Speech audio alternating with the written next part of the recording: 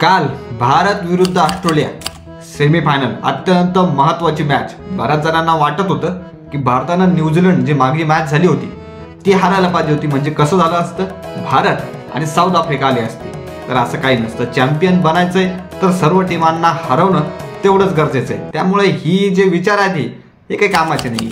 तर अतिशय कडक अशी मॅच झाली. बॅटिंग बॉलिंग फिल्डिंग सगळं अगदी व्यवस्थित होतं, लय भारी होतं. तर आधी टॉस झाला आणि परत एकदा रोहित शर्मा लगातार 12 किंवा 13 वेळेस टॉस हारलेला आहे. आणि जेव्हा त्याला विचारलं की तू काय घेणार होता, बॅटिंग घेणार होता की बॉलिंग घेणार होता, तर तू स्वतः म्हणलो की मी कन्फ्यूज आहे, त्यामुळे जे घडलंय ते बरंच म्हणावं लागेल. चला पुढे. तर त्यांची बॅटिंग आली आणि बॅटिंग जिथं 260 270 पण ठीकठाक होते, अतिशय चांगले मानत होते त्या पिचवर. त्यांची पहिले बॅटिंग बघू आपण. तर त्यांच्या बॅटिंगमध्ये जे मेन खेळलं ते हेडची मेन म्हणजे 39 रन काढले त्यांनी 33 बॉलात. पहिले 5 ते 10 बॉल कळालंच नाही त्याला, पण त्यानंतर त्याने चांगली धुलाई केलेली. आणि मागे हेड म्हणलं तर आपल्याला आधीच टेन्शन येतं, त्यामुळे त्याची विकेट तर आपल्याला गरजेची होती आणि ती लवकर मिळाली नाही आपल्याला. 39 रन त्याने नंतर फार टेन्शन दिलं होतं आपल्याला. परंतु वरुण चक्रवर्ती आला आणि त्याची पहिल्याच बॉलला विकेट घेऊन टाकली, म्हणजे त्याचं टेन्शन बाजूला राहिलं. परंतु खेळला स्मिथ, कॅप्टन खेळला. स्मिथनं अतिशय कॅप्टन्सी इनिंग खेळली, 73 रन काढले. हळूहळू खेळला, जशी गरज होती त्या पिच नुसार खेळला, कंडिशन नुसार खेळला आणि 73 रन काढले. किती बॉलमध्ये? 96 बॉलमध्ये. त्याची विकेट पडणं पण गरजेचं होतं. शमीनं तर त्याला बोल्ड केला. तर पुढे कॅरी खेळला, 61 रन काढले 57 बॉलात. पण कधी कधी असं वाटत होतं, मध्ये जी कंडिशन आली होती, जी परिस्थिती आली होती, असं वाटत होतं की 300 पर्यंत जाता. परंतु शमीने जेव्हा स्मिथला आउट केलं आणि विकेट हळूहळू पडत गेले, त्यामुळे 267 वर त्यांना आवरण्यात यश आलं. तर आता इकडे बॉलिंगचं जर बघायचं झालं तर शमीने 3 विकेट घेतल्या, 48 रन देऊन पूर्ण 10 ओव्हर टाकल्या. थोडासा पायाला लागलं होतं, परंतु 10 ओव्हर टाकल्या, 48 रन दिले आणि 3 विकेट घेतल्या.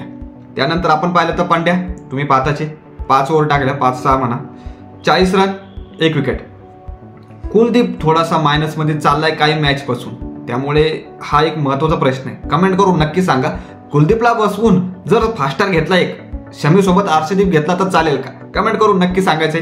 त्याने जर बघितलं आपण तर 8 ओव्हरमध्ये 44 रन दिलेले, 8 ओव्हरमध्ये 44 रन आणि एकही विकेट नाही. वरुण चक्रवर्ती पहिल्या बॉलात पहिलीच विकेट घेतली हेडची. अशा प्रकारे त्यानं 10 ओव्हर टाकल्या, 49 रन दिले आणि 2 विकेट घेतल्या.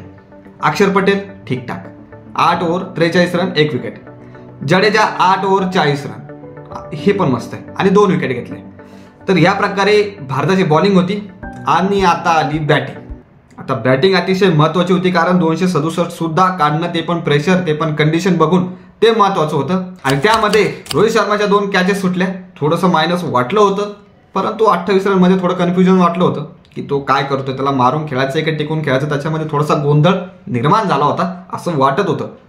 28 रन काढले 29 बॉलमध्ये.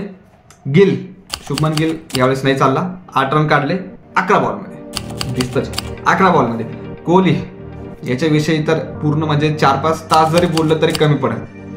कंडिशन नुसार खेळतो, विकेट पडल्यावर हळू कसं खेळायचं, 1-1 रन हळू म्हणजे असं नसतं की तुम्ही 50 बॉल प्लेट करणार आहे. सिंपल गेम राहत असतो. 1-1 रन काढून कसं खेळायचं हे कोहलीकडून शिकायलाच पाहिजे खरं. 84 रन काढले, शेवटी 58 बॉलमध्ये काढले, 84 रन काढले. परंतु त्याच्यामध्ये एक गोष्ट होती की शेवटी थोडंसं अजून प्लेट खेळला असता. राहुल सुद्धा म्हणला मी मारतोय ना, मराठीमध्ये सांगतो मी तुम्हाला की मी मारतोय ना, असं तो अक्षरशः म्हणाला.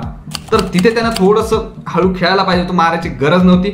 शतकचं जाऊ, शतक झालं नाही झालं तो भाग वेगळा, परंतु नंतर विकेट पडली, भरपूर पडल्या, तर तिथं गरज होती थोडंसं शांत खेळायचं. पुढे चालूया. अय्यर, श्रेयस अय्यर जसं पाहिजे तसंच खेळतोय. मध्ये 1-2 विकेट पडल्यानंतर जे पाहिजे तेच करतोय, थोडंसं फास्ट खेळायचा प्रयत्न करतोय, तिथं गरज नाहीये.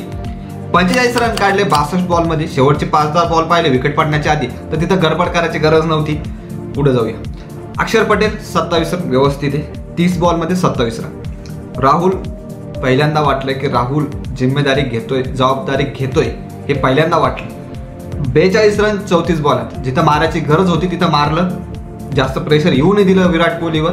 विराट कोहली तर हातानं आऊट झाला असंच म्हणता येईल. मस्त खेळा. पुढे हार्दिक पांड्या, ते 2 सिक्स, म्हणजे 2 सिक्स अतिशय महत्वाचे ठरले. 28 रन काढले 24 बॉलमध्ये. मॅच त्यानं एकतर्फी तिथंच करून टाकली होती ती. पुढे जडेजाची जास्त गरज पडलीच नाही, 2 रन काढले 1 बॉल. तर त्यांनी 264 आपण अतिशय शांतपणे 6 विकेट देऊन काढून टाकले आणि भारत विजयी झाला. आता हे संपूर्ण जर आपण पाहिलं तर यामध्ये अतिशय महत्त्वाचा एक भाग पडतो. पहिली गोष्ट खरंच एक स्पिनर कमी करणं गरजेचं आहे का? रोहित शर्मा म्हटला होता की आमच्याकडे 2च स्पिनर आहे, बाकीचे तर ऑलराऊंडर आहे. पण कुलदीप जर आपण पाहिलं तर बऱ्याच ठिकाणी चालत नाहीये. घेतले 1-2 विकेट घेतलेल्या आहे, प्रत्येक मॅचला चालणं असं नाहीये. परंतु त्याला तिथे कमी करून खरंच अर्शदीपला घेता येईल का? म्हणजे 2 फास्टर होऊन जाईल. हार्दिक पांड्या तर आहेच आणि स्पिनर तुमचे चालताचे बाकीचे, तर नक्कीच हे करता येईल. आणि अजून एक महत्त्वाचा प्रश्न येत होता की राहुलला काढून ऋषभ पंतला घ्यायला पाहिजे का?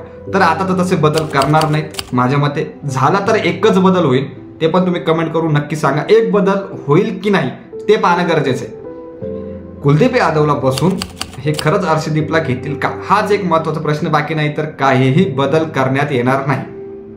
तुम्हाला काय वाटतं नक्की कमेंट करून सांगा. अतिशय चांगली मॅच झालेली आहे आणि विशेष म्हणजे सेमीफायनलमध्ये कोण जिंकणार आज ते सांगणं सुद्धा महत्त्वाचं ठरणार आहे. आणि आपल्याला फायनलमध्ये कोण मिळणार? न्यूझीलंड मिळणार की साऊथ आफ्रिका मिळणार? परत साऊथ आफ्रिकाला आपण फायनलमध्ये हरवणार का?